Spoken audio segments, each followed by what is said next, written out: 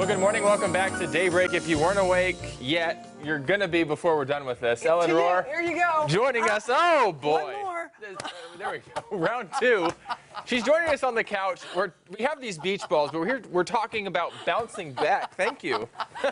Bouncing back in bankruptcy. Bankruptcy. So, you know, we've talked about getting out of debt before on this show, and I thought, well, what if it gets too big? What if you have to declare bankruptcy? And so I did a little bit of research, and I want to share what I learned. But you can definitely bounce back.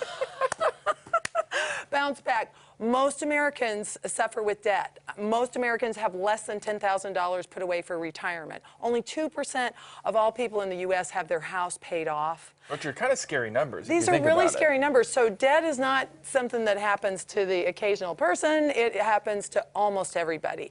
Now, there are ways to go bankrupt. Now, the challenge is, if you're going bankrupt, you don't have a lot of money. So your access to resources may be limited. Like, you can't really go out and get a high-priced lawyer to help you through this if you don't have any money. So where do you go from there, then? There are some really great websites, and one I'd like to recommend is called Nolo, Nolo.com.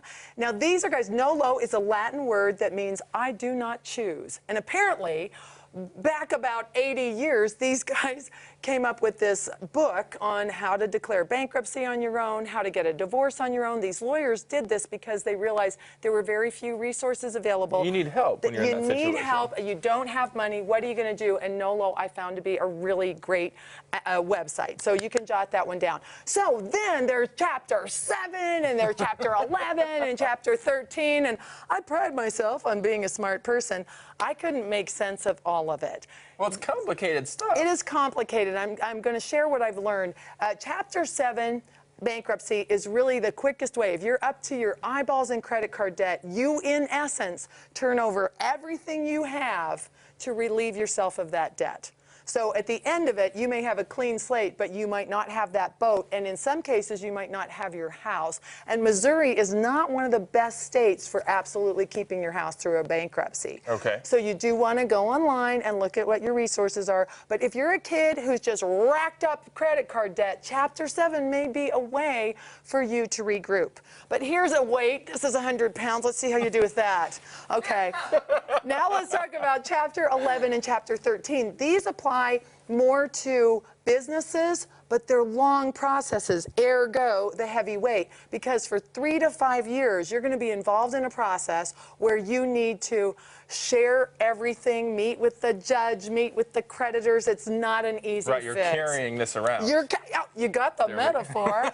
Excellent. So you're carrying that heavy weight around. In any event, getting to what I call a known financial position is a good idea. So I brought my little book, The Weekend Biz Plan. If you're a business and you restructure, you need a better plan. You need to get profitable. You need to solve the problems that caused you to go to debt into debt in the first place. Right? You can't just like restructure and still be in the same situation. Also, one of my favorite books for getting out of debt, Richest Man in Babylon. It was written in the Depression, 1935, and it's a just rock solid advice for solving this problem, because lo and behold, I got all sorts of props today. If you're digging a hole, you got to stop digging, stop charging on credit, and address your financial situation. Of course, get some help when you can. Dive into some of those resources. Get rid of that extra weight. I'm going to get a workout in. Yeah. We'll be back right after this.